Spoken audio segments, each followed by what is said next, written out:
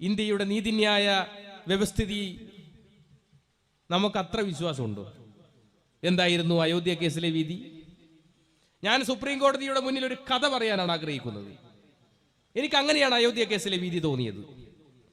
എന്താ കഥ? ഒരു കോഴിയും എലിയും തമ്മിൽ ഒരു അപ്പം വിഷയവുമായി ബന്ധപ്പെട്ട് കോടതിയിലെത്തി. കോടതി എലിയോട് ചോദിച്ചു, ആരാണ് ഈ അപ്പത്തിന് അരി വാങ്ങിച്ചത്? കോഴിയാ വാങ്ങിച്ചത്. അരി മാവാക്കിയതാരാ? അതും കോഴിയാ. ശർക്കര വാങ്ങിച്ചതോ? അതും കോഴിയാ. തേങ്ങ വാങ്ങിച്ചത്? അതും കോഴിയാ. അപ്പം ചുട്ടതാരാ? അതും കോഴിയാ. എല്ലാം കേട്ട ശേഷം കോടതി പറഞ്ഞു, ഈ അപ്പത്തിന്റെ പൂർണ്ണ അധികാരം കോഴി കാണുന്നിരിക്കെ ഈ അപ്പം എലിക്ക് വിട്ടുകൊടുത്തിരിക്കുന്നു എന്നതുപോലെയല്ലേ അയോധ്യ കേസിലെ വിധി? അപ്പൊ നമുക്കറിയാം പ്രതീക്ഷ. ഈ നീതിന്യായ വ്യവസ്ഥിതിക്കും പ്രധാനമന്ത്രിക്കും രാഷ്ട്രപതിക്കുമെല്ലാം അപ്പുറത്താണ് ജനാധിപത്യം. ആ ജനാധിപത്യത്തെയാണ് ഞങ്ങൾക്ക് ഏറ്റവും വിശ്വാസം.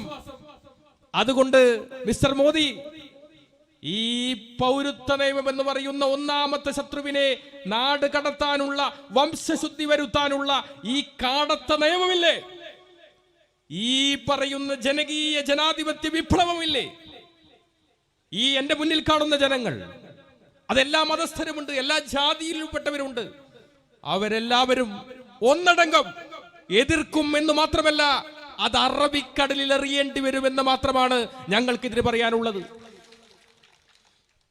ഈ പൗരത്വ നിയമം ഒന്നാമത്തെ ശത്രുവിനെ വെളിയിൽ കളയാനുള്ളതാണ്.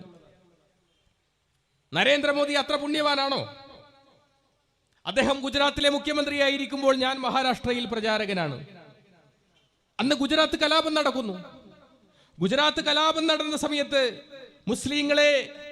മുസ്ലിം സഹോദരന്മാരെ, സഹോദരിമാരെ ചുട്ടുചാമ്പലാക്കിയ സ്വയം സേവകർക്ക് അന്തേരി കാര്യാലയത്തിൽ സ്വീകരണം കൊടുത്തവരിൽ ഞാനും ഉണ്ടായിരുന്നു.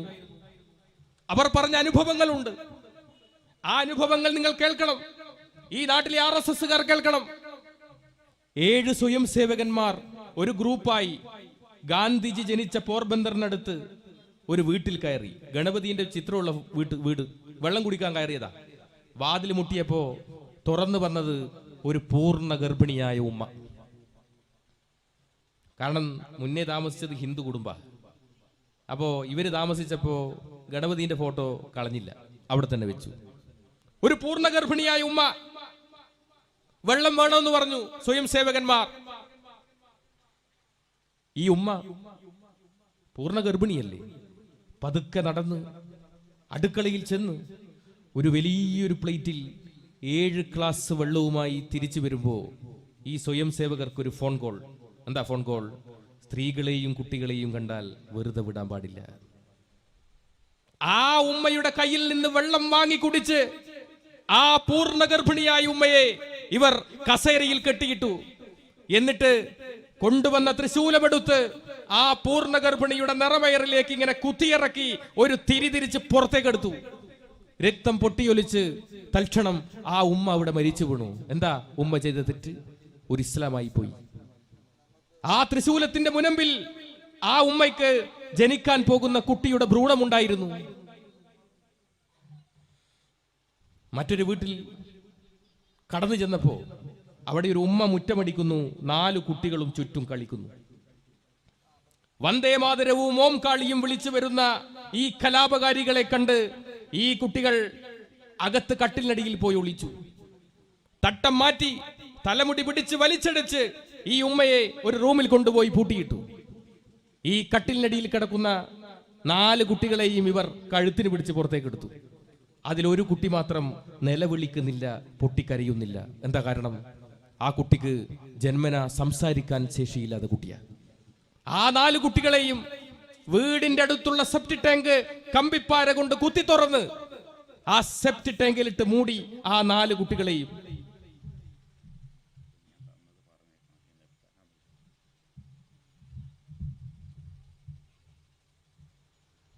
ഇവിടെ ഇപ്പൊ എഴുതി തന്നത് ഞാൻ വായിക്കാം. സുബഹിന് കഴിയുമെങ്കിൽ വേദിയിലേക്ക് ക്ഷണിച്ച് ഞങ്ങളെ പരിചയപ്പെടുത്തുമെന്ന് പ്രതീക്ഷിക്കുന്നു.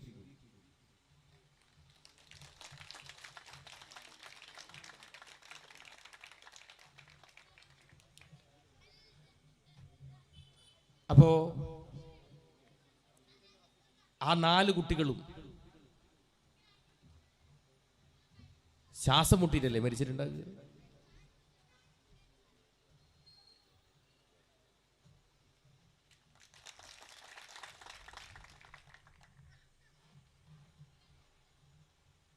ആ ഉമ്മയെ വാതിൽ തുറന്ന് 7 പേരും മാറി മാറി ബലാത്സംഗം ചെയ്തു. എന്നിട്ട് കൊണ്ടുവന്ന പെട്രോൾ ആ ഉമ്മയുടെ തലയിൽ ഒഴിച്ചിട്ട് പറഞ്ഞു, ഇനിയൊരു കുട്ടിക്ക് ജന്മം നൽകാൻ നിനക്ക് കഴിയാതെ പോവട്ടെ എന്ന് പറഞ്ഞ് പച്ചക്ക് കത്തിച്ചു ആ ഉമ്മയെ. നിങ്ങൾ ആലോചിച്ച് നോക്കുക. അന്ന് ഗുജറാത്തിൽ മുഖ്യമന്ത്രിയായിരുന്നു നരേന്ദ്രമോദി. മറ്റൊരു വീട്ടിൽ കടന്നു ചെന്നപ്പോ ഒരു വൃദ്ധയായ ഒരു ഉമ്മ, നരേന്ദ്രമോദിയുടെ അമ്മയുടെ പ്രായമുള്ള ഒരു ഉമ്മ, തനിച്ച് വീട്ടിൽ വാതിൽ തുറന്ന് സ്വയം സേവകന്മാർ പറഞ്ഞു, ഇവിടുത്തെ സമ്പാദ്യങ്ങളൊക്കെ എവിടെയാണ് ഒളിപ്പിച്ചു വെച്ചിരിക്കുന്നത്, സൂക്ഷിച്ചു വെച്ചിരിക്കുന്നത്? ഉമ്മ പറഞ്ഞു, എനിക്കറിയില്ല, എന്റെ മകൻ ജോലിക്ക് പോയിരിക്കുക. നിങ്ങൾ ആരാണ്? എന്തിനാണ് വന്നത്? എന്തിനു വന്നു? ഈ ഉമ്മയെ ഇവർ ബലമായി പിടിച്ച് ജനലിൽ ഇങ്ങനെ കെട്ടിയിട്ടു. ഉമ്മക്കാകെ ഭയന്ന് ഉമ്മ പറഞ്ഞു, എനിക്ക് വെള്ളം വേണം, എനിക്ക് വെള്ളം തരൂ എന്ന് പറഞ്ഞപ്പോ ഇവരെന്താ ചെയ്തെന്നറിയോ? RSSന്റെ ഏറ്റവും പ്രധാനപ്പെട്ട ആയുധമാണ് ചുരിക, എസ് ആകൃതിയിലുള്ള കത്തി. അതിന്റെ പ്രത്യേകത ഇരുതല മൂർച്ചയുള്ള കത്തിയാണ്. അതിങ്ങനെ കുത്തി ഒരു തിരിതിരിച്ച് പുറത്തേക്കെടുത്താൽ ഓപ്പറേഷൻ പോലും ചെയ്യാൻ കഴിയില്ല. അങ്ങനെയുള്ള അതിക്രൂരമായ ആയുധമായ ചുരിക എടുത്ത് ഈ ഉമ്മയുടെ പ്രായമുള്ള, നരേന്ദ്രമോദിയുടെ അമ്മയുടെ പ്രായമുള്ള ഉമ്മയെ കുത്തി അതിൽ നിന്ന് ഉറ്റിറ്റ് വീഴുന്ന രക്തം ഒരു ഗ്ലാസിൽ പകർത്തി. ആ ഗ്ലാസ് ആ രക്തം കൊണ്ട് നിറഞ്ഞപ്പോ ഈ ഉമ്മയോട് പറഞ്ഞു, ഇത് കുടിച്ചോളാൻ പറഞ്ഞു. അവസാന തുള്ളി രക്തവും താഴെ വീണ് ഉമ്മ മരിച്ചു എന്ന് ഉറപ്പാക്കിയപ്പോഴാ ആ കലാപകാരികള് അവിടെ നിന്ന് ഇറങ്ങിപ്പോയത്. നിങ്ങൾ ഓർക്കുക, എന്താ ആ ഉമ്മ ചെയ്ത തെറ്റ്? ഒരു ഇസ്ലാമായി പോയി. അങ്ങനെയുള്ള RSSകാരനായ നരേന്ദ്രമോദിക്ക് മതനിരപേക്ഷതയുണ്ടാകുമെന്ന് നമ്മൾ ആരെങ്കിലും കരുതിയെങ്കിൽ അത് തെറ്റ് എന്ന് നമ്മൾ കരുതേണ്ടിയിരിക്കുന്നു. എന്താ നരേന്ദ്രമോദി ഈ ഭരണത്തിൽ എന്താ ചെയ്യുന്നത്? അദ്ദേഹം ഇന്ത്യയുടെ പ്രധാനമന്ത്രിയായി. ഇപ്പൊ പറഞ്ഞല്ലോ, നേരത്തെ പറഞ്ഞല്ലോ, പൗരത്വ നിയമം. നരേന്ദ്രമോദിയോട് ഒരാൾ ചോദിച്ചു, വിവരാവകാശ രേഖ പ്രകാരം ചോദിച്ചു, നരേന്ദ്രമോദിയുടെ പൗരത്വം എങ്ങനെയാ തിരിച്ചറിയാ? അപ്പൊ പറഞ്ഞു, അദ്ദേഹം ജന്മന ഇന്ത്യക്കാരനാണെന്ന്. ജന്മന അന്ധൻ, ജന്മന മൂകൻ എന്നൊക്കെ കേട്ടിട്ടുണ്ട്. ജന്മന ഇന്ത്യക്കാരനെന്ന് നമ്മൾ ആദ്യമായിട്ട് കേൾക്കുക. എന്താണ് അദ്ദേഹം ഈ രാജ്യത്ത് കൊടുത്ത സമൃദ്ധി? എന്താണ്? വന്നപാട് പറഞ്ഞു, പശു അമ്മയാന്ന് പറഞ്ഞു. അദ്ദേഹത്തിന്റെ അമ്മ ചിലപ്പോൾ പശുവായിരിക്കും, നമ്മളെ അമ്മ പശുവാണ്. ആ പശുവിന്റെ പേരിൽ മാത്രം ഈ രാജ്യത്ത് നടന്ന കലാപത്തിൽ 200-ലധികം ആളുകൾ കൊല്ലപ്പെട്ടു. രാജ്യം മുഴുവനും തെണ്ടി നടക്കുന്ന ഒരു പ്രധാനമന്ത്രി ഈ ലോകം കണ്ടിട്ടുള്ളതിൽ വെച്ച് നരേന്ദ്രമോദി മാത്രമാണ്. ഏറ്റവും കൂടുതൽ തന്തക്ക് വിളി കേട്ട ഒരു പ്രധാനമന്ത്രി കൂടിയാണ് അദ്ദേഹം. അതല്ലേ പറയുന്നു, ചേരി ചേരാ നയത്തിന്റെ ഉപജ്ഞാതാവ് നെഹ്റു, ചേരി കാണാ നയത്തിന്റെ ഉപജ്ഞാതാവ് നരേന്ദ്രമോദി. പുള്ളിക്കാരന്റെ PAയും പ്രത്യേക സ്വഭാവക്കാരനാണെന്നാ പറയുന്നത് കേട്ടു. പുള്ളിക്കാരൻ രാവിലെ എഴുന്നേറ്റ് വരുന്ന സമയത്ത് ഒരു ഗ്ലോബ് ഉണ്ട് പോലും, ഒരു ഭൂമി അതിങ്ങനെ തിരിക്കും PA. അപ്പൊ നരേന്ദ്രമോദി വന്നൊരു കോമ്പസ് എടുത്ത് ഈ ഗ്ലോബിൽ ഇങ്ങനെ കുത്തും. അത് അഫ്ഗാനിസ്ഥാനിലാണ് പോയതെങ്കിൽ പുള്ളി അപ്പം തന്നെ രാവിലെ അഫ്ഗാനിസ്ഥാനിലേക്ക് പോകും. പിറ്റേ ദിവസം കുത്തുമ്പോൾ ചൈനയിലാണെങ്കിൽ ചൈനയിൽ പോകും. അതെല്ലാം കൂടി അരിപ്പ പോലെ ആയി പോലും. ഇപ്പോൾ കുത്തി ഇപ്പോൾ ഇനി കുത്താനുള്ള സ്ഥലമൊന്നും ബാക്കിയില്ല. രാജ്യം മുഴുവൻ പോയി.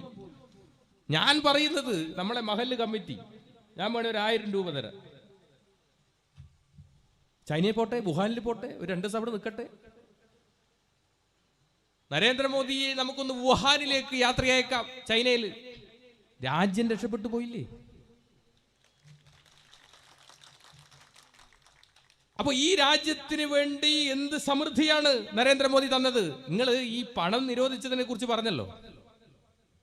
പണം നിരോധിച്ചതിനെ കുറിച്ച് ഏറ്റവും കൂടുതൽ അനുഭവിച്ച ഒരാൾ ഞാനും നിങ്ങളും എല്ലാവരും അനുഭവിച്ചിട്ടുണ്ട്. ഇതാരെ ലക്ഷ്യമാക്കിയിട്ടാണെന്ന് അറിയുന്നത്? ഇന്ത്യയിലെ മുസ്ലിങ്ങളെ മാത്രം ലക്ഷ്യമാക്കിയിട്ടാണ് ഈ പണം നിരോധിച്ചത്. മനസ്സിലാക്കിയിട്ടുണ്ട്? ഇന്ത്യയിൽ ഏറ്റവും കൂടുതൽ ചെറുകിട കച്ചവടം നടത്തുന്നത് മുസ്ലിങ്ങളാ, മുസ്ലിം സഹോദരന്മാരാ.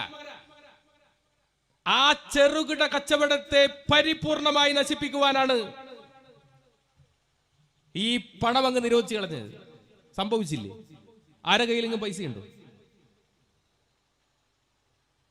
എന്തായിരുന്നു പറഞ്ഞത്? കള്ളപ്പണം തിരികെ കൊണ്ടുവരും. ഇവര് തന്നെ നോട്ടടിച്ച് കൊടുക്കാൻ തുടങ്ങി. കൊടുങ്ങല്ലൂര് ഉള്ളിസുരുവിന്റെ നേരെ ഒരു സുഹൃത്ത്, പുള്ളിക്കാരൻ പറഞ്ഞു, മേക്കിംഗ് ഇന്ത്യ പദ്ധതിയിൽ പുള്ളിക്കാരൻ ഒരു ചെറിയൊരു പരിപാടി നടത്തി. എന്താ? പൈസ സ്വന്തമായിട്ട് വീട്ടിൽ നിന്ന് അടിക്കുക. മേക്കിംഗ് ഇന്ത്യ പിടിച്ചല്ലോ. അപ്പൊ പറഞ്ഞു, നരേന്ദ്രമോദിയുടെ മേക്കിംഗ് ഇന്ത്യ പദ്ധതി നടപ്പിലാക്കിയതാണ്. ഇതല്ലേ ഭരണത്തിന്റെ അവസ്ഥ? ഏതെങ്കിലും ഒരു നല്ല പ്രവൃത്തി RSSകാരനായ നരേന്ദ്രമോദി ചെയ്തിട്ടുണ്ട് എന്ന് നിങ്ങൾക്ക് ആർക്കെങ്കിലും വിശ്വസിക്കാൻ പറ്റൂ? ആർക്കെങ്കിലും പറയാൻ പറ്റൂ? ലോകത്തെല്ലാം രാജ്യത്തെല്ലായിടത്തും കക്കൂസ് ഉണ്ടായി കൊടുത്തു. ഭക്ഷണം കൊടുക്കാത്ത കക്കൂസ് മാത്രം ഉണ്ടായി കൊടുത്തിട്ട് എന്താ കാര്യം? ഭക്ഷണം കഴിച്ചാലല്ലേ കക്കൂസ് പോവുക, അത് കഴിക്കാണ്ടായ കക്കൂസ് പോകും. ഇപ്പൊ രാജ്യത്തെങ്ങും കക്കൂസ് ഉണ്ടായി കൊടുത്തു. കേരളത്തിൽ പൗരത്വ നിയമത്തിന് അനുകൂലമായി RSSകാർ പരിപാടി നടത്തുന്നുണ്ട്. ഞാൻ ഈ അടുത്ത് നാദാപുരത്ത് RSSകാർ ഒരു പരിപാടി നമ്മൾ ഇങ്ങനെ പോകുന്ന സമയത്ത് കാണുക. ആ പരിപാടിയിൽ സത്യം പറഞ്ഞാൽ കേൾക്കാൻ ഒരാളും 4 പട്ടികളും. പൗരത്വ നിയമത്തെ അനുകൂലിച്ചിട്ടുള്ള പരിപാടിയാ. കേരളത്തിന്റെ അവസ്ഥ എന്താ നിങ്ങൾക്കറിയോ? BJPന്റെ RSSന്റെ നമ്മളൊക്കെ സാധാരണ ഇപ്പൊ ഇതാ മുസ്ലിം ലീഗിന്റെ ജില്ലാ സെക്രട്ടറി ഇവിടെയുണ്ട്, എല്ലാ പാർട്ടിക്കാരുടെയും ആളുകൾ ഇവിടെയുണ്ട്, RSSന്റെയും BJPന്റെ ഓടിച്ചിട്ട്. എങ്ങനെയാണ് നമ്മൾ ജില്ലാ സെക്രട്ടറിനെയും ജില്ലാ പ്രസിഡന്റിനെയും ഒക്കെ തിരഞ്ഞെടുക്കുന്നത് നമുക്കറിയാം അല്ലേ? പക്ഷെ BJPന്റെ എങ്ങനെയാണെന്ന് അറിയുന്നത്? BJPന്റെ ഒരു പ്രത്യേക തരത്തിൽ ഈ തവണ മത്സരം ഭയങ്കര കടുപ്പായിരുന്നു. ശോഭാ സുരേന്ദ്രൻ, ഉള്ളി സുരു, MT രമേശ്, അങ്ങനെ ഭയങ്കര മത്സരം, കടുത്ത മത്സരമായിരുന്നു. എന്താ, എങ്ങനെയാ BJPന്റെ സംസ്ഥാന പ്രസിഡന്റിനെ തിരഞ്ഞെടുക്കുക? ഏറ്റവും കൂടുതൽ മണ്ടത്തരം ആരാണോ പറയുന്നത് അയാളാണ് സംസ്ഥാന പ്രസിഡന്റ്. മഞ്ഞൾ ശോഭ പറഞ്ഞു, ഞാൻ 8 സെന്റിൽ മഞ്ഞൾ കൃഷി ചെയ്ത് കോടികൾ ഉണ്ടാക്കി. അപ്പൊ ഞാൻ എന്നല്ലേ മണ്ടൻ? ഉള്ളിസുരു പറഞ്ഞു, ഞാൻ ചെടിച്ചട്ടിയിൽ കൊടി നാട്ടി. ഞാനല്ലേ മണ്ടൻ? അവസാനം തിരുമണ്ടനെ തെരഞ്ഞെടുത്തു സംസ്ഥാന പ്രസിഡന്റായി ഉള്ളിസുരു അല്ലേ. ഞാൻ പറയുന്നത് അതിനേക്കാളും അർഹതയുള്ള ഒരാൾ നമ്മളെ കേരളത്തിൽ ഉണ്ടായിരുന്നു. ആരാന്നറിയുന്നത്? നമ്മുടെ ഗവർണർ ആരിഫ് ഖാൻ. പുള്ളിക്ക് സംസ്ഥാന പ്രസിഡന്റ് ആകാൻ ഏറ്റവും അർഹതയുള്ള ഒരാൾ. ഇവരെക്കാളും പൊട്ടനാണ്.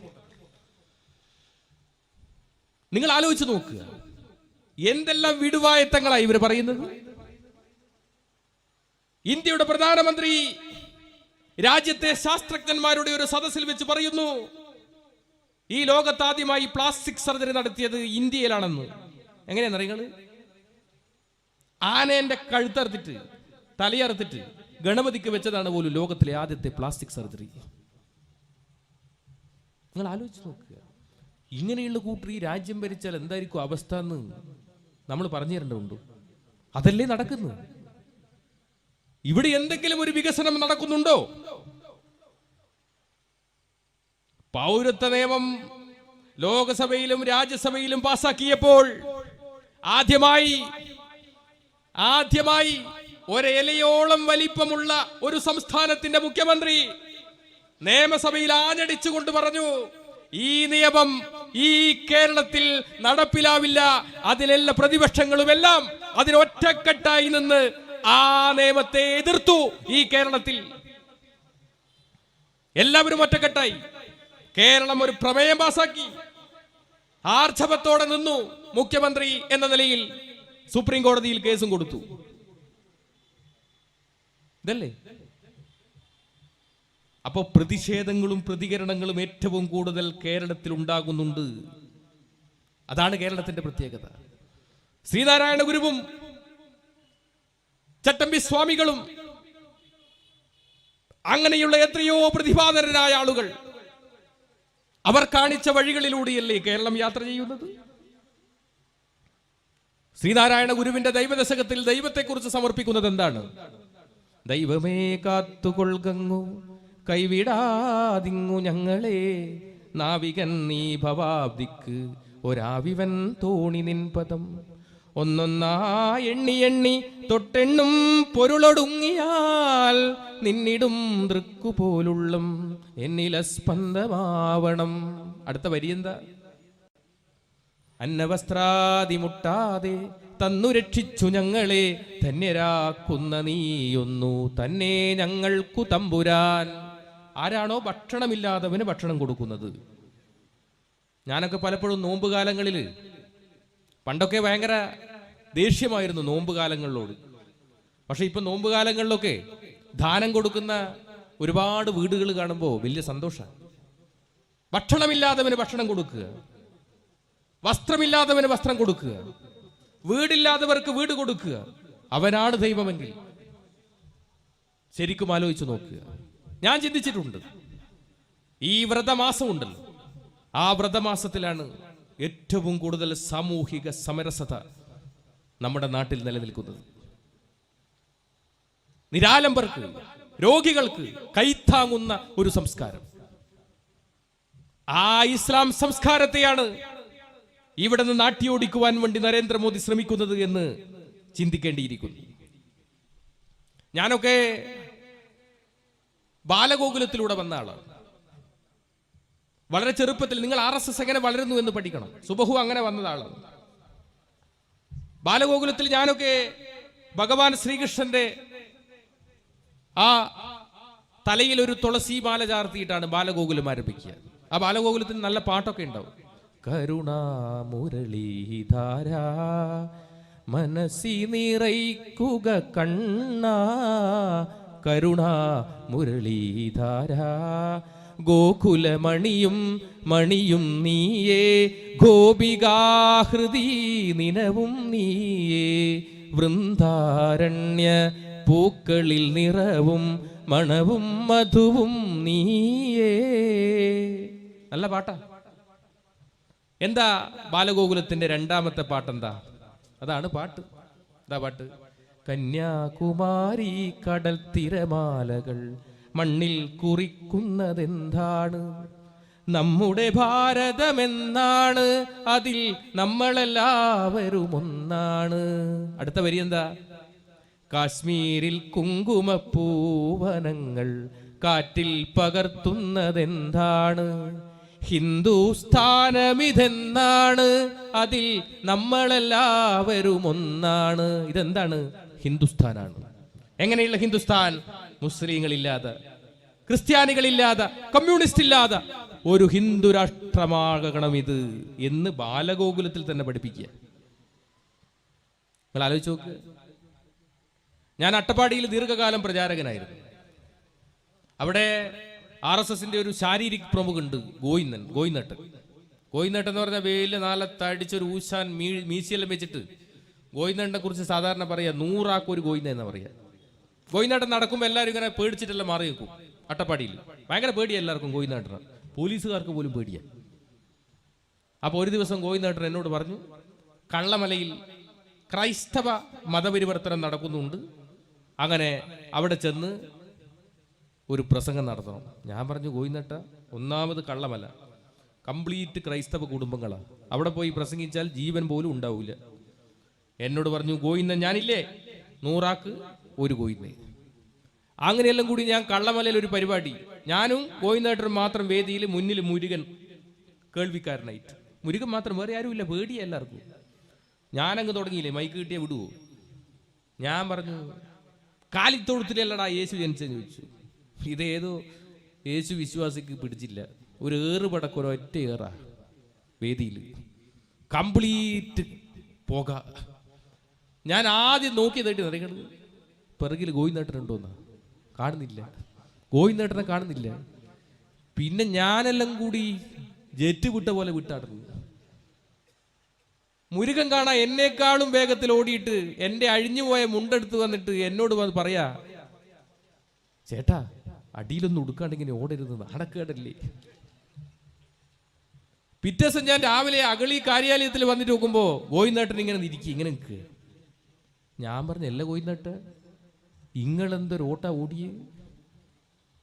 എന്നോട് പറഞ്ഞു, ഞാൻ ആരാ? ഗോവിന്ദേട്ട. എൻ്റെ ദൗത്യം എന്താ? ശാരീരിക പ്രമുഖ ആയുധാഭ്യാസങ്ങൾ പഠിപ്പിക്കുക. ഞാൻ മരിച്ച വേറെ ആരെങ്കിലും ചെയ്യൂ ഇത്? അല്ലാതെ പേടിച്ചോടിയതല്ല.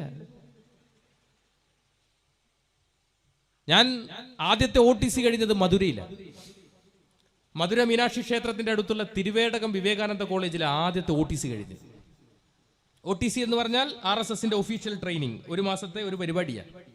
എങ്ങനെ മുസ്ലിങ്ങളെ കൊല്ലാം, എങ്ങനെ ക്രിസ്ത്യാനികളെ വകവരുത്താം, എങ്ങനെ കമ്മ്യൂണിസ്റ്റുകാരെ വകവരുത്താം, ഇതൊക്കെയാ പഠിപ്പിക്കുന്നത്, പഠന വിഷയം. അതൊക്കെ പഠിച്ചയാളാ. അപ്പൊ അവിടെ നമ്മുടെ സെൻകുമാർ ഉണ്ടല്ലോ, TP സെൻകുമാർ, അങ്ങനെയുള്ള ഒരുപാട് ആൾക്കാരുടെ RSSനുണ്ട്. IPS ഓഫീസർ, അവിടുത്തെ ഒരു IPS ഓഫീസർ നമ്മളെ അന്നത്തെ ക്യാമ്പിൽ പങ്കെടുത്തു. എനിക്ക് ഇപ്പോഴും ഓർമ്മയുണ്ട് കേട്ടോ. അത് അദ്ദേഹം പറഞ്ഞൊരു വിഷയം ഇതാണ്. നമ്മളോട് പറഞ്ഞു, നിങ്ങൾ 3500ഓളം ശിക്ഷാർത്ഥികളുണ്ട്, അപ്പൊ 3500 സ്വയം സേവകന്മാരുണ്ട്. നിങ്ങൾ എനിക്കൊരു ഉപകാരം ചെയ്യണം. എന്താ ഉപകാരം? മധുര മീനാക്ഷി ക്ഷേത്രത്തിന്റെ മുന്നിൽ മുസ്ലിങ്ങളാണ് കട നടത്തുന്നത്, അതില്ലാണ്ടാക്കണം. കാരണം എന്താണെന്നറിയോ? അത് മധുര മീനാക്ഷി അമ്മക്ക് സുഖിക്കൂല, കാരണം മുസ്ലിം അല്ലേ. അതൊന്ന് ഒഴിവാക്കി തരണം. നിങ്ങൾ വിചാരിച്ചാൽ നടക്കും. അന്ന് എന്താ ചെയ്തെന്നറിയണ്? അന്ന് ഞാനന്ന് 10ാം ക്ലാസ് പഠിക്കുക. അന്ന് ഈ ക്യാമ്പ് കഴിയുന്നതിന്റെ തലേ ദിവസം സ്വയം സേവകരെ എല്ലാം മധുര മീനാക്ഷി ക്ഷേത്രം ദർശനം നടത്താൻ വേണ്ടി കൊണ്ടുപോയി. എങ്ങനെയാ കൊണ്ടുപോയെന്നറിയങ്ങള്? കാക്കി ട്രൗസർ വിട്ട് ദണ്ഡയുമായിട്ടാ കൊണ്ടുപോയി മധുര മീനാക്ഷി ക്ഷേത്രം കാണാൻ. അതിന്റെ തലേ ദിവസം ഞങ്ങൾക്കൊരു പ്ലാനൊക്കെ തയ്യാറാക്കി. ആ ക്ഷേത്രത്തിന്റെ കംപ്ലീറ്റ് ഒരു സ്കെച്ച് വരച്ചിട്ട് അതിൽ ഏതൊക്കെ തലങ്ങളിൽ മുസ്ലിങ്ങളായ ആളുകൾ കട നടത്തുന്നുണ്ട് എന്ന് വ്യക്തമായി സ്കെച്ചിട്ടു. എന്നിട്ടാ പരിപാടി. അപ്പൊ ആ സ്കെച്ചൊക്കെ നമ്മൾ പഠിച്ചിട്ടാ പോയെ. എന്നിട്ട് നമ്മളിങ്ങനെ ഓരോ കടയുടെയും അടുത്ത് ഇങ്ങനെ ഒന്നുമില്ലാതെ പോലെ ഇങ്ങനെ നിന്നു. ദണ്ഡ ഇങ്ങനെ ഉണ്ട്, ദണ്ഡ ഇങ്ങനെ കയ്യിൽ ഇതാ ഇങ്ങനെ ആക്കി ഇങ്ങനെ നിന്നു. ഒരു ബിസിലടി, ആദ്യത്തെ ബിസിലടിയിൽ ദണ്ഡ പ്രയോഗിക്കുവാൻ വേണ്ടി ഈ കയ്യിലുള്ള ദണ്ഡ ഇങ്ങനെ ആക്കുക. 1ാമത്തെ വിസിലടിച്ചു, നമ്മളെല്ലാവരും ഇങ്ങനെ ദണ്ഡ ഇങ്ങനെയാക്കി. ആർക്കും ഒന്നും മനസ്സിലായില്ല. 2ാമത്തെ വിസിലടിയിൽ വലത്തെ കൈയിൽ ദണ്ഡ വന്നു. പിന്നെ അവിടെ എന്താ നടന്നതെന്ന് ഒരു തിരുപാടുമില്ല. ഞാൻ അടക്കമുള്ള ആളുകൾ അടിച്ചു. അതിൽ ഏറ്റവും പ്രായമുള്ളത് എൻ്റെ മുന്നിലിരിക്കുന്ന വളരെ പ്രായമുള്ള ഒരു വെള്ളത്തൊപ്പിയിട്ട ഒരു വൃദ്ധൻ കൈ ഇങ്ങനെ കൂപ്പി. ഞാൻ പക്ഷെ വിട്ടില്ല. ദണ്ഡ കൊണ്ടൊരു ഒറ്റയടി തലക്ക് ബോധം കെട്ടു വീണു. അവിടെ കവർച്ച നടത്തി. അവിടത്തെ ഏതാണ്ട് 32 മുസ്ലിം കടകളും ഞാൻ അടക്കമുള്ള ആളുകൾ കവർച്ച നടത്തി. പോലീസുകാരെല്ലാവരും നോക്കി നിന്നു. ഒരാളും അനങ്ങിയില്ല. ഞങ്ങള് മധുര മീനാക്ഷി ക്ഷേത്രം ദർശനവും നടത്തിയില്ല. ഞങ്ങൾ ഈ പരിപാടി കഴിഞ്ഞു. അടുത്ത വണ്ടിയിൽ ഞങ്ങൾ ക്യാമ്പിലേക്ക് തിരിച്ചു വന്നു. ഇതാണ് RSS. പഠിക്കണം നമ്മൾ RSSലാണ്. ഇതാണ് RSS. ഇതാണ് ഓരോ സ്വയം സേവകരും ചിന്തിക്കുന്നത്. അവന്റെ നാഡീ ഞരമ്പുകളിൽ ഒഴുകുന്ന ചിന്തയും ലക്ഷ്യവുമെല്ലാം എന്താ? ഈ നാട്ടിലെ മുസ്ലിങ്ങളെയും ക്രിസ്ത്യാനികളെയും കമ്മ്യൂണിസ്റ്റിനെയും എങ്ങനെ വകവരുത്താം എന്നുള്ളതാണ്. അതാണ് അവൻ ചിന്തിക്കുന്നത്. അവൻ അതിനു വേണ്ടി മാത്രമാണ് ജീവിക്കുന്നത്. അതുകൊണ്ടാണ് അവന്റെ പ്രാർത്ഥനയിൽ ഇങ്ങനെ ഹൃദയത്തോട് കൈ ചേർത്ത് വെച്ചുകൊണ്ട് പറയുന്നത്, ഹൃദന്ത സ്ഫുര തുക്ഷയാ നിഷ്ഠ. എന്റെ ഹൃദയത്തിൽ സ്ഫുരിക്കട്ടെ ധ്യേയനിഷ്ഠ. എന്താ ധ്യേയനിഷ്ഠ? പ്രഭോ ശക്തിമൻ ഹിന്ദു രാഷ്ട്രാംഗഭൂത. ഈ രാജ്യം ശക്തിമത്തായ ഒരു ഹിന്ദു രാഷ്ട്രം ഉണ്ടാക്കുക. എന്താ ഹിന്ദു രാഷ്ട്രം? മുസ്ലിങ്ങളില്ലാതെ, ക്രിസ്ത്യാനികളില്ലാതെ, കമ്മ്യൂണിസ്റ്റുകാരില്ലാതെ ഒരു ഹിന്ദു രാഷ്ട്രം ഉണ്ടാക്കുക എന്ന ലക്ഷ്യം വെച്ച് പുലർത്തുന്ന നരേന്ദ്രമോദിക്കും അമിത്ഷയ്ക്കും മതനിരപേക്ഷതയുണ്ടാകുമെന്ന് നമ്മൾ ആരെങ്കിലും സ്വപ്നം കാണുന്നുണ്ടെങ്കിൽ അങ്ങനെയൊരു അവസരം ഉണ്ടാവില്ല. പക്ഷേ കാലം മാറും, കോലവും മാറും. ഭഗവത്ഗീതയിൽ പറയുന്നുണ്ട്, അർജുനനോട് വ്യക്തമായൊരു നിർദ്ദേശം കൊടുക്കുന്നുണ്ട്. അതിൽ പറയുന്നത്, ഞങ്ങൾ വളരെ കുറച്ച് മാത്രമേ ഉണ്ടാകാം. പാണ്ഡവന്മാർ വളരെ കുറച്ചേ ഉണ്ടായിരുന്നുള്ളൂ. 18 അക്ഷൗഹിണിയിൽ ആകെ 7 അക്ഷൗഹിണി മാത്രമേ പാണ്ഡവർക്ക് ഉണ്ടായിട്ടുള്ളൂ. ഇതെല്ലാം കണ്ടപ്പോൾ അർജുനൻ ആകെ ഭയന്നല്ലോ. അർജുനനോട് കൃഷ്ണൻ ഭഗവത്ഗീതയിൽ പറയുന്ന ഒന്നാമത്തെ ശ്ലോകം എന്താണ്? ഒന്നാമത്തെ ശ്ലോകം പറയുന്നത് ക്ലൈബ്യം മാസ്മഗമപ്പാർത്ത നൈദത്തോ ഉപപദ്ധ്യതേ ക്ഷുദ്രം ഹൃദയ ദൗർബല്യം ത്വത്തോദിഷ്ട പരന്തപ. ഹേ മഹാധീര, ആണും പെണ്ണും കെട്ട സ്വഭാവം നീ ഒഴിവാക്കുക, നീചമായ ഹൃദയ ദുർബലതയെ വലിച്ചെറിഞ്ഞുകൊണ്ട് എഴുന്നേൽക്കുക എന്ന് പറഞ്ഞു തുടങ്ങുന്ന ആ ശ്ലോകത്തിൽ ആളുകളല്ല, വിജയത്തിന്റെ മാനദണ്ഡം ധർമ്മമാണ്. യഥോ ധർമ്മസ്ഥതോ ജയ. എവിടെ ധർമ്മമുണ്ടോ അവിടെയാണ് ജയമെങ്കിൽ തീർച്ചയായും ഞങ്ങൾ ജയിച്ചിരിക്കും, നിങ്ങൾ പരാജയപ്പെട്ടിരിക്കും മോദിജി എന്ന് നിങ്ങൾ മനസ്സിലാക്കണം. ഇതാണ് ഓരോ RSSകാരന്റെയും ചിന്തകളിൽ, ഇതാണ് ഓരോ RSSകാരന്റെയും ലക്ഷ്യം. ഇതാണ് ഓരോ RSSകാരനും ചിന്തിക്കുന്നത് ഇങ്ങനെയാണ്. ഇപ്പൊ ശശികല, കേരളത്തിൽ ശശികലയുണ്ടല്ലോ, എന്തായിരുന്നു? ശബരിമല വിഷയവുമായി ഞാൻ വേറെ കാര്യങ്ങൾ പ്രത്യേകിച്ചൊന്നും പറയുന്നില്ല. നിങ്ങൾക്കറിയാലോ, ഞാൻ ഈ പ്രസ്ഥാനത്തിലേക്ക് വന്നപ്പോ എൻ്റെ തറവാട്ടിൽ നിന്ന് എന്നെ പുറത്താക്കി. കല്യാണം കഴിച്ചപ്പോൾ ഞാൻ എൻ്റെ തറവാട്ടിൽ എൻ്റെ ഭാര്യയും കൊണ്ട് ഞാൻ ഇങ്ങനെ പോകുമ്പോൾ അമ്മ ഈ ശശികലന്റെ പ്രസംഗം കേൾക്കുക. നിലക്കൽ വെച്ചിട്ടാ പ്രസംഗം. എന്തെന്നാ പ്രസംഗം? അമ്മ നമ്മളോട് മിണ്ടുന്നില്ല, വെള്ളം പോലും കൊടുക്കുന്നില്ല. ഞാനല്ല, എന്നെ 10-30 കൊല്ലമായി അമ്മ കാണുന്നില്ല. എന്നാ പിന്നെ ഈ പെണ്ണോ കല്യാണം കഴിച്ച് എന്തൊക്കെ കൊടുക്കണ്ടേ? അമ്മ ഇങ്ങനെ നിൽക്കുക പ്രസംഗം. കുറെ കഴിഞ്ഞപ്പോ അമ്മ ചാടി എഴുന്നേറ്റു. ഇപ്പൊ ഞാൻ ചോദിച്ചു, അമ്മേ ചത്തോ? ചാകാനാ, നീ നോക്ക്. അപ്പോ പെണ്ണുങ്ങൾ പറഞ്ഞു, കണ്ട കണ്ട കണ്ട കൃഷ്ണപ്പരുന്ത് ആകാശത്തിലൂടെ ഇങ്ങനെ വട്ടം ചുറ്റുന്ന കണ്ട, ഭഗവാൻ വിട്ടതാ. ഞാൻ പറഞ്ഞു, അമ്മ എന്തെന്നാ പറയുന്നത്?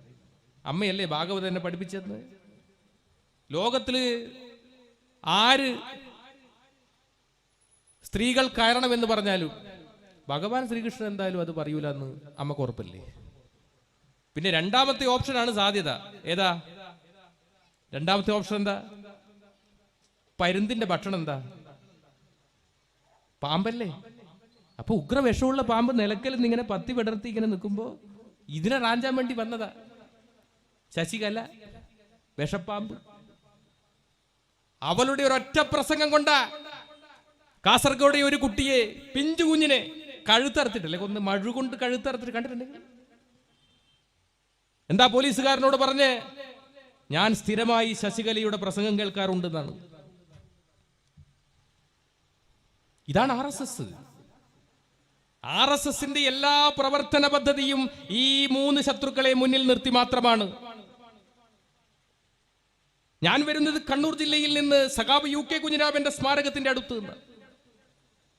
തലശ്ശേരി കലാപത്തിൽ നെരുവുമ്പായി പള്ളി ആക്രമിക്കാൻ വേണ്ടി RSSകാർ 100-300 ആളുകൾ വന്നപ്പോ അദ്ദേഹം ഒറ്റയ്ക്ക് നിർഭയം ഒരു കപ്പക്കൊള്ളി എടുത്തിട്ട് പറഞ്ഞു, എന്നെ കൊന്നാലേ നിങ്ങൾക്ക് ഈ പള്ളി ആക്രമിക്കാൻ വേണ്ടി സാധിക്കുകയുള്ളൂ.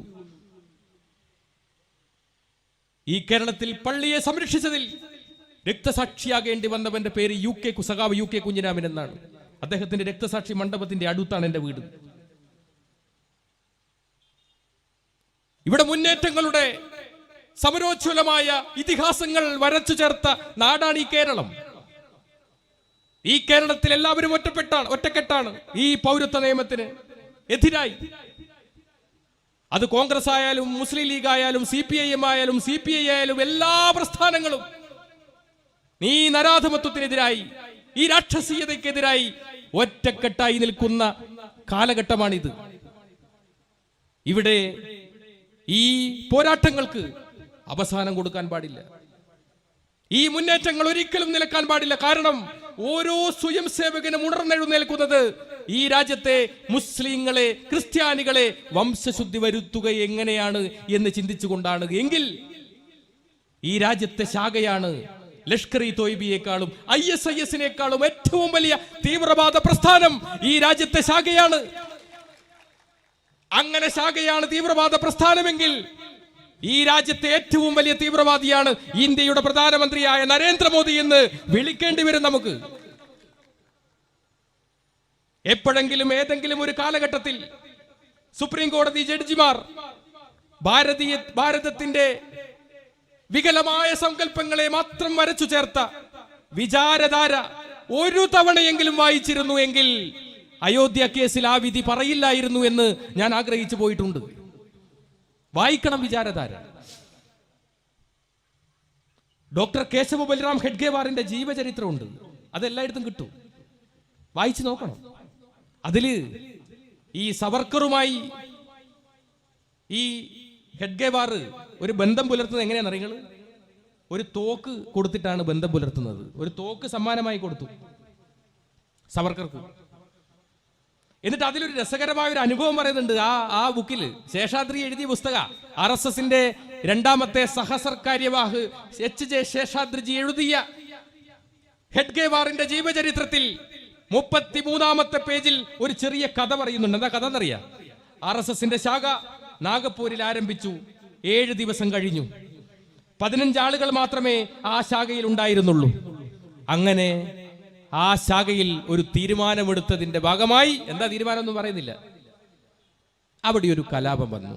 എങ്ങനെയാ കലാപം? ഒരു പള്ളിയിൽ, ആ പള്ളിന്റെ മുകളിൽ ഓം എന്ന് വരച്ചു. ഇതുവരെ അങ്ങനെ ഒരു വര അവിടെ ഉണ്ടായിട്ടില്ല.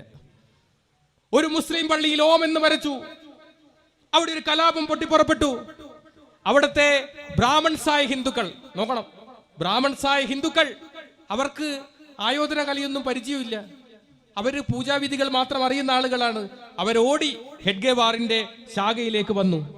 ശാഖയിൽ വന്നപ്പോ ഹെഡ്ഗേവാർ പറഞ്ഞു, ഞങ്ങൾ 15 ആളേ ഉള്ളൂ, പക്ഷെ നിങ്ങൾ ഇത്രയും ആളുകളില്ലേ? ഞങ്ങൾക്കെല്ലാവരും ഒരുമിച്ച് കൂടി എങ്ങനെ ദണ്ഡ ഉപയോഗിക്കാം, എങ്ങനെ വാൾ ഉപയോഗിക്കാം, എങ്ങനെ ചുരുകി ഉപയോഗിക്കാം എന്ന് പഠിപ്പിച്ചു തരാം. അവരെ ഒരു ദിവസത്തെ ശാഖയിൽ പഠിപ്പിച്ചു. ശേഷം അവിടെ നടന്ന കലാപത്തിൽ 15ഓളം മുസ്ലിങ്ങൾ കൊല്ലപ്പെട്ടു എന്ന് മാത്രമല്ല, അവിടുത്തെ മുസ്ലിം സമൂഹത്തെ പൂർണ്ണമായും നാടുകടത്താൻ കഴിഞ്ഞു. നാഗപ്പൂരിൽ ആ 1930 കാലഘട്ടത്തിൽ ഹെഡ്ഗേവാറിന്റെ പുസ്തകത്തിൽ പറയുന്നതാണ്. അപ്പൊ എന്താണ് ഹെഡ്ഗേവാറിന്റെ ഉദ്ദേശം? എന്താണ് നരേന്ദ്രമോദിയുടെ ഉദ്ദേശം എന്ന് മനസ്സിലാക്കാൻ നമുക്ക് കഴിയില്ലേ? ഇതാണ് ഓരോ സ്വയം സേവകനും ചിന്തിക്കുന്ന ബോധതലം. ഇതാണ് ഓരോ സ്വയം സേവകനും ഉയർത്തുന്ന ചിന്താധാര. ഇതാണ്, അതല്ലേ RSSന്റെ ഗണഗീതമുണ്ട്. എല്ലാ ശാഖയിലും ഇങ്ങനെ ഇരുന്നിട്ട് ഇങ്ങനെ കൂട്ടമായി ചൊല്ലുന്ന പാട്ടിനെയാണ് ഗണഗീതം എന്ന് പറയുക. ഹിന്ദുരാഷ്ട്ര സംഘടകം സുജനവന്ദനീയം. ഇത് ഈ രാജ്യം ഹിന്ദുരാഷ്ട്രമാക്കുക. എങ്ങനെയുള്ള ഹിന്ദുരാഷ്ട്രം? ഞാൻ നേരത്തെ പറഞ്ഞ മുസ്ലിങ്ങളില്ലാതെ, ക്രിസ്ത്യാനികളില്ലാതെ, കമ്മ്യൂണിസ്റ്റുകാരില്ലാതെ ഒരു ഹിന്ദുരാഷ്ട്രത്തെ സൃഷ്ടിക്കുക. ഇത് മാത്രമാണ് ഓരോ സ്വയം സേവകന്റെയും ലക്ഷ്യം. വ്യക്തമായ പാഠ്യപദ്ധതിയുണ്ട്. നിങ്ങൾക്ക് ആർക്കെങ്കിലും സംശയമുണ്ടെങ്കിൽ എൻ്റെ അടുത്തുണ്ട് പാഠ്യപദ്ധതി. RSSന്റെ പാഠ്യപദ്ധതി എൻ്റെ അടുത്തുണ്ട്, ഞാൻ തരാം. അതിൽ വ്യക്തമായി പറയുന്നുണ്ട്. അതിൽ 18 നിർദ്ദേശങ്ങളുണ്ട്. ആ 18 നിർദ്ദേശങ്ങളിൽ ഒന്നാമത്തെ നിർദ്ദേശം എന്താണെന്നറിയാം? ഒന്നാമത്തെ നിർദ്ദേശം, എതിരാളിക്ക് അവസരം കൊടുക്കാതെ അങ്ങോട്ട് ആക്രമിക്കുക. അതിൽ പറയുന്ന ഒന്നാമത്തെ നിർദ്ദേശം അതാണ്. എതിരാളിക്ക് അവസരം കൊടുക്കാതെ അങ്ങോട്ട് ആക്രമിക്കുക. ബുദ്ധിപൂർവം തെരഞ്ഞെടുക്കുക. ബുദ്ധിപൂർവം തെരഞ്ഞെടുക്കുക ആക്രമണം. നിങ്ങൾ ഡൽഹി ഈ അടുത്ത് നടന്ന പൗരത്വ നിയമത്തിനെതിരായ സമരം ഒരു ഭാഗത്ത് നടക്കുമ്പോൾ ഡൽഹി പോലീസുകാരെല്ലാം നിൽക്കുന്ന സമയത്ത് ഒരു സ്വയം സേവകൻ തോക്കുമായി വന്ന് ജയ് ശ്രീരാം വന്ദേ മാതരം എന്ന് വിളിച്ചുകൊണ്ട് വെടിയുതിർത്തു. ഒരൊറ്റ പോലീസുകാരനും പിടിച്ചു വെച്ചില്ല. കാരണം എന്താ? RSSകാരനായിരുന്നു. പിടിച്ചു വെച്ചില്ല. പക്ഷേ നിങ്ങൾ ആലോചിച്ച് നോക്കുക, അതൊരു അബ്ദുൾ റസാഖോ അല്ലെങ്കിൽ ലത്തീഫോ അബ്ദുൾ സമദോ അങ്ങനെ ഏതെങ്കിലും ഒരു നാമധാരി ആയിരുന്നുവെങ്കിൽ അദ്ദേഹം ISISന്റെ ട്രെയിനിങ് കഴിഞ്ഞവനോ ലഷ്കർ ഇ തോയിബയുടെ സ്വന്തമാണോ എന്ന് പറഞ്ഞ് അയാളെ തീവ്രവാദിയായി UAPA നിയമപ്രകാരം അടക്കുമായിരുന്നില്ല ഇവർ. അപ്പൊ അതാണ് പറഞ്ഞത്, വ്യക്തമായ ഒരു പ്ലാനിങ്, വ്യക്തമായ ഒരു ആസൂത്രണം RSSനുണ്ട്. എത്ര ആളുകളെ ഇവിടെ മരിച്ച്. ഇപ്പൊ എനിക്കൊക്കെ ഭീഷണിയുണ്ട്, എൻ്റെ ഭാര്യയ്ക്ക് പോലും ഭീഷണിയുണ്ട്. ഞങ്ങളൊക്കെ ഇതാ സുരക്ഷയ്ക്ക് നിയോഗിക്കപ്പെട്ട ആളുകളുടെ കൂടിയാ നടക്കുന്നത്. ഗവൺമെന്റിനെ വേണ്ടെന്ന് പറഞ്ഞു.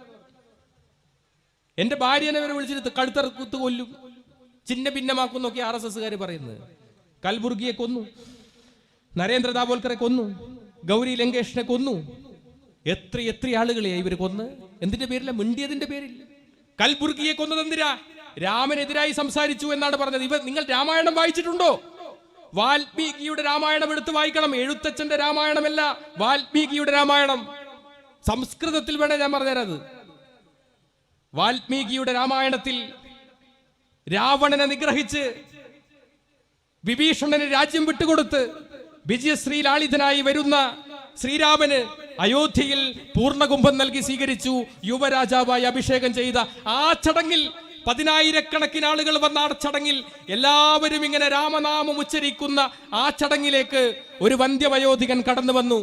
എന്നിട്ട് ആ വന്ധ്യവയോധികൻ ആ 2 കൈയും ഇങ്ങനെ ഉയർത്തി ആകാശത്തേക്ക് ഉയർത്തിയിട്ട് പറഞ്ഞു, നിർത്തൂ ഈ രാമമന്ത്രം. എല്ലാവരും നിർത്തി. അതേതാ കാലം നിങ്ങൾ ആലോചിച്ച് നോക്കിയ. അദ്ദേഹം രാമൻ ഇരിക്കുന്ന സിംഹാസനത്തിന്റെ അടുത്തേക്ക് വന്നു. എന്നിട്ട് രാമനെ ഇങ്ങനെ കൈ ചൂണ്ടിയിട്ട്, വാൽമീകി എഴുതിയ രാമായണത്തിലാ, രാമനെ ഇങ്ങനെ കൈ ചൂണ്ടി കാണിച്ചിട്ട് പറഞ്ഞു, ഹേ മനുഷ്യ, നിങ്ങൾ ദൈവമല്ല, നിങ്ങൾ കേവലം ഒരു മനുഷ്യനാണ്. ഈ രാമമന്ത്രം ഇവിടെ വിളിക്കാൻ പാടില്ല എന്ന് ആജ്ഞാപിച്ചു ആ വന്ധ്യവയോധികൻ. കൊല്ലാമായിരുന്നില്ലേ? അമിത്ഷയോ നരേന്ദ്രമോദിയോ ആയിരുന്നെങ്കിൽ ആ വൃദ്ധനെ കൊല്ലുമായിരുന്നില്ലേ? ആ വൃദ്ധനെ രാമൻ അടുത്തേക്ക് വിളിച്ചു. ഹൃദയത്തോട് ചേർത്ത് വെച്ച് ആലിംഗനം ചെയ്തുകൊണ്ട് രാമൻ പറഞ്ഞു, നിങ്ങൾ മുനിയല്ല മഹർഷിയാണ് എന്ന് പറഞ്ഞു. വെറും LP സ്കൂൾ അധ്യാപകനെ ഒരു യൂണിവേഴ്സിറ്റിയുടെ വൈസ് ചാൻസലർ ആക്കിയതുപോലെയാണ് മുനിയിൽ നിന്ന് മഹർഷിയിലേക്കുള്ള പരിവർത്തനം. ഇതാണ് ഭാരതത്തിന്റെ ബഹുസ്വരത. നിങ്ങൾ സംസാരിക്കൂ, ഞങ്ങൾ കേൾക്കാം. അതാണ് ഭാഗവതം പറയുന്നത്, അതാണ് മഹാഭാരതം. കഥ പറയുകയാണ്. നിങ്ങൾ ചോദ്യം ചോദിക്കുന്നു, ഞാൻ ഉത്തരം പറയുന്നു. നിങ്ങൾ ചോദ്യം ചോദിക്കുന്നു, ഞാൻ ഉത്തരം പറയുന്നു. പാർവതി പരമേശ്വര സംവാദമാണ് രാമായണം. നിങ്ങൾ ചോദ്യം ചോദിക്കുക, ഞങ്ങൾ പറയുക. അതാണ് ഭാരതീയ സനാതന ധർമ്മം, അതാണ് ഭാരതത്തിന്റെ നിഷ്ഠ. ഇതിനെയെല്ലാം കാറ്റിൽ പകർത്തി ഹിറ്റ്ലറുടെ സ്വഭാവത്തോടുകൂടി ഈ രാജ്യത്ത് മുസ്ലിങ്ങളെയും ക്രിസ്ത്യാനികളെയും കമ്മ്യൂണിസ്റ്റുകാരെയും വകവരുത്തി ഇവിടെ ഒരു ഹിന്ദു രാഷ്ട്രം സ്വപ്നം കാണുന്ന സ്വയം സേവകരോട് ഞങ്ങൾക്ക് പറയാനുണ്ട്, നിങ്ങൾക്കും ഹിറ്റ്ലറുടെ അതേ അവസ്ഥയായിരിക്കും. ഉടുമുണ്ടില്ലാതെ ഗുഹയിൽ പ്രവേശിച്ച ഒരു രാജാവിന്റെ കഥയില്ലേ, അതുപോലെയായിരിക്കും നിങ്ങളുടെ അവസ്ഥ. ക്രൈസ്തവ പുരോഹിതന്മാർ ഇതിൽ ഉൾപ്പെട്ടിട്ടില്ല. അവർ അതിൽ വ്യക്തമായി പ്രതികരിച്ചിട്ടുമില്ല എന്ന് എനിക്ക് തോന്നുന്നു. കാരണം അത് അവരുടെ അറിവില്ലായ്മ കൊണ്ടാണ്. ഞാൻ പറയട്ടെ, ഇത് മുസ്ലിങ്ങൾ മാത്രമേ പൗരത്വ നിയമത്തിൽ ഉള്ളൂ എങ്കിൽ അടുത്ത ഏകീകൃത സിവിൽ കോഡിൽ ക്രൈസ്തവരും ഉൾപ്പെടുമെന്ന് ഞാൻ നിങ്ങളോട് പറയാൻ ആഗ്രഹിക്കുന്നു. അത് ഈ 6 മാസത്തിനുള്ളിൽ അത് പാസാക്കുകയും ചെയ്യും ഇന്ത്യയിൽ ഏകീകൃത സിവിൽ കോഡ്. അതുകൊണ്ട് ഒരു പഴയ സ്വയം സേവകൻ എന്ന നിലയിൽ ഇത് കേൾക്കുന്ന RSSകാരോട് ഞങ്ങൾക്ക് പറയാനുള്ളത്, നിങ്ങളുടെ പിണക്കങ്ങളെല്ലാം മാറ്റി നിങ്ങൾ ഒരു നല്ല മനുഷ്യനായി മാറുക എന്ന് നിങ്ങൾ ആഗ്രഹിക്കുന്നുവെങ്കിൽ, നിങ്ങൾ ആ കാട്ടാളത്വത്തിൽ നിന്ന്, നിങ്ങൾ ആ നരാധമത്വത്തിൽ നിന്ന്, നിങ്ങൾ പറയുന്ന ആ കാവിയില്ലേ, അത് നിസ്സംശതയുടെ പ്രതീകമാണ്, അതിൽ നിങ്ങൾ ഒഴിവാകണം. ഹിന്ദുവിന്റെ കോടി കാവിയല്ല. ഹിന്ദുവിന്റെ കോടി എവിടെയും കാവി പറയുന്നില്ല. കാവിയെക്കുറിച്ച് 3 സ്ഥലങ്ങളിലാണ് മഹാഭാരതത്തിലും രാമായണത്തിലും പരാമർശിക്കുന്നത്. രാമായണത്തിൽ സീതയെ തട്ടിക്കൊണ്ടുവരാൻ രാവണന് ഒരു വേഷം കൊടുക്കണം. വാൽമീകി ഒന്നും ചിന്തിച്ചില്ല, കാവിയാണ് കൊടുത്തത്. കാവി വേഷധാരിയായിട്ടാണ് രാവണൻ സീതയെ തട്ടിക്കൊണ്ടുപോയത്. അതുപോലെ തന്നെ കർണന്റെ കവചകുണ്ടലം അടിച്ചു മാറ്റാൻ ഇന്ദ്രന് ഒരു വേഷം കൊടുക്കണം. വ്യാസൻ ഒന്നും ചിന്തിച്ചില്ല, കാവി തന്നെയാണ് അടിച്ചു മാറ്റാൻ തക്കതായ വേഷം, അതുകൊണ്ട് കാവിയാണ് കൊടുത്തത്. സർവനാശ്വാസത്തിന്റെയും ദുരാചാരത്തിന്റെയും മാത്രം പ്രതീകമായ കാവി എങ്ങനെയാണ് ഭാരതീയ ധർമ്മത്തിന്റെ, സനാതന ധർമ്മത്തിന്റെ ചിത്രമാകുന്നത്? എങ്ങനെയാണ്? വെല്ലുവിളികളോടെ പറയുകയാണ്, നിങ്ങൾക്ക് വെല്ലുവിളിക്കാം, നിങ്ങൾക്ക് ചർച്ച ചെയ്യാം, പറയൂ എവിടെയാണ് ഹിന്ദുവുള്ളത്?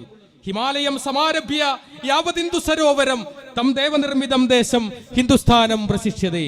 ഹിമാലയത്തിൽ നിന്ന് ആരംഭിച്ച് ഹിന്ദു സരോവരം വരെ നിൽക്കുന്ന ജീവിക്കുന്ന എല്ലാ ആളുകളെയും, അത് ഇസ്ലാമുണ്ട്, ക്രൈസ്തവനുണ്ട്, ജൂതനുണ്ട്, പാഴ്സിയുണ്ട്, എല്ലാവരുമുണ്ട്, എല്ലാവരെയും ഹിന്ദു എന്ന് വിളിക്കുന്നു.